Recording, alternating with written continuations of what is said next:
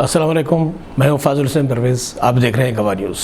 ہمیں یقین ہے کہ آپ نے ہمارے چینل کو سبسکرائب کر لیا ہوگا کیونکہ آپ اچھی خبریں چاہتے ہیں۔ اگر آپ ابھی تک نہیں کر سکے تو بسم اللہ کیجیے۔ ناظرین، چرنجیت سنگھ چنی پنجاب کے چیف منسٹر بن گئے، ایسے طبقے سے ہیں، بہت خوشی کی بات ہے۔ سوال یہ ہے کہ نوجوت سنگھ سدھو آخر چیف منسٹر کیوں نہ بن سکے؟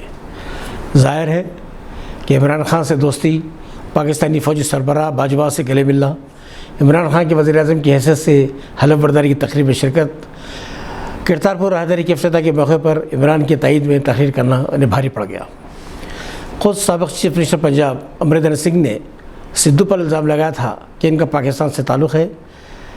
امریندر سنگھ کا غم و غصہ تو سمجھ میں آتا ہے کیونکہ ان کے اور سدھو کے درمیان سیاسی اختلافات ہیں، اور اگر امریندر سنگھ کی کپتانی چھینی گئی تو اس کے ذمہ دار سدھو ہے۔ سدھو کو سب سے زیادہ نقصان امریندر سنگھ سے زیادہ پاکستانی میڈیا نے پہنچایا۔ پاکستان نیشنل میڈیا چینلز کے اینکرز ہماری گودی میڈیا اینکر سے زیادہ گئے گزرے ہیں، کیونکہ جھوٹ اور بے بنیاد بکواس خبروں کے لیے دونوں ممالک کے اینکرز کے درمیان اگر مقابلہ کیا جائے تو یہ مقابلہ برابری پر ختم ہوگا۔ پاکستانی میڈیا ایک دن پہلے ہی سے غیر ضروری اچھلنے کودنے لگا کہ باجوہ کا آدمی سدھو ہے جو پنجاب کا چیف منسٹر بن رہا ہے اور عمران خان سے خالصتاً کا کام لے رہے ہیں۔ اس کا اثر یقیناً ہوا۔ امریندر سنگھ کے الزامات اتنا اثر نہیں ہوتا، مگر پاکستانی اینکرز کے غیر ضروری جوش و خروش نے سدھو کے سیاسی مستقبل کو روک دیا۔ ہمارے اور ہمارے پڑوسی ملک کے اینکرز کو دیکھ کر یہ شعر خود بخود لبوں پر بچر اٹھتا ہے، بس ایک ہی الو کافی تھا برباد گلستان کرنے کو، ہر شاخ پہ الو بیٹھا ہے، انجام گلستان کیا ہوگا۔ جو اچھے اینکرز ہیں ان سے معذرت کے ساتھ۔ بہرحال سدھو کو کرتارپور راہداری کے افتتاح کے موقع پر باجوہ سے ملنے کا خمیازہ اس لحاظ سے بھی بھگتنا پڑا تھا کہ کپل شرما شو سے نکال دیا گیا تھا۔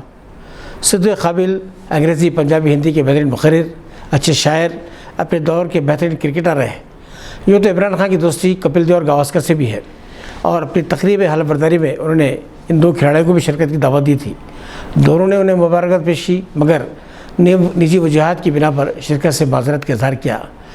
کئی موقعوں پر، کئی پلیٹ فارمز پر کپل دیو اور عمران خان نے ایک دوسرے کی صلاحیتوں سے ایک دوسرے کو خراج تحسین پیش کیا۔ سدھو نے تقریب حلف برداری میں شرکت کی تھی۔ ان کے علاوہ سنی ڈیول نے بھی ایم پی کی حیثیت سے دورہ کیا تھا اور واپسی پر پاکستانی میزبانی کی تعریف بھی کی تھی، مگر کٹہرے میں صرف سدھو کھڑے کر دیے گئے۔ بس عمران خان نے اپنی والدہ کے نام سے شوکت خان میموریل کینسر ہاسپٹل قائم کیا تو اس کی فنڈ ریزنگ کے لیے لندن میں نصرت فتح علی خان کے پروگرام کا اہتمام کیا گیا تھا، جس میں دنیا کی اہم شخصیات نے شرکت کی تھی، جس میں بالی ووڈ کے شہنشاہ امیتابھ بچن نے بھی شرکت کی تھی اور تقریر بھی کی تھی۔ وقت اور حالات نے بڑی تکلیف دہ کروٹ لی ہے۔ عمران خان سے دوستی کی جس طرح سدھو کو سزا مل رہی ہے، اندیشہ ہے کہ عمران خان کو امریکہ اور مغربی ممالک کی طاقت تسلیم نہ کرنے کا خمیازہ بھگتنا پڑے گا۔ جیسا نیوزی لینڈ کرکٹ ٹیم اگر اچانک اپنے دورے پاکستان کو مسترد کرتے واپس ہو گئی تو اس کی وجہ یہ بتائی گئی ہے کہ یہ نیوزی لینڈ کو سیکورٹی سے متعلق جو دھمکی آمیز فون کالز فائیو آئیز کی جانب سے موصول ہوئے تھے۔ Five Eyes New Zealand, Australia, برطانیہ، کینیڈا اور امریکہ کی انٹیلیجنس ایجنسی کا فیڈریشن ہے جو آپس میں اطلاعات و معلومات شیئر کرتے ہیں۔ فائیو آئیز نے یہ کام اس لیے کیا کہ پاکستان نے ارجنٹینا کو اپنے طیارے فروخت کرنے سے متعلق ڈیل کی ہے۔ امریکہ اور دوسرے ممالک بھی ارجنٹینا کو JF-17 جیٹس طیارے فروخت کرنا چاہتے تھے، مگر پاکستان سے ان کی ڈیل ہو گئی، جس سے 5 بڑے ممالک ناراض بتائے جاتے ہیں، اور انہوں نے عمران خان کو اس وقت تک سبق سکھانے کا فیصلہ کیا ہے جب تک وہ وزیر اعظم رہیں گے۔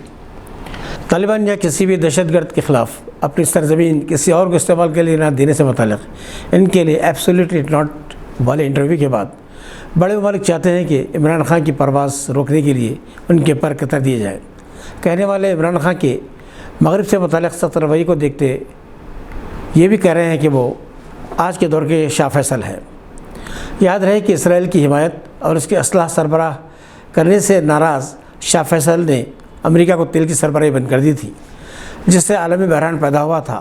یہ 74 کی بات ہے۔ کچھ عرصے بعد شاہ فیصل کو ان کے سوتیلے بھتیجے فیصل بن مسعود نے، جو امریکہ کے دورے سے واپس ہوا تھے، گولی مار کر شہید کر دیا تھا۔ مگر آج کے حالات کچھ اور ہیں۔ بہرحال تلنگانہ اردو اکیڈمی کے ڈائریکٹر سیکرٹری جناب محمد غوث کی انگریزی تصنیف development dynamics of Indian Muslim issue and trends کی رسم اجرا مولانا آزاد اردو یونیورسٹی کے رجسٹرار جناب محمود صدیقی نے انجام دی۔ اس تقریب میں ڈاکٹر نسیم الدین فریز، پروفیسر فضل اللہ مکرم اور دیگر شخصیات موجود تھے۔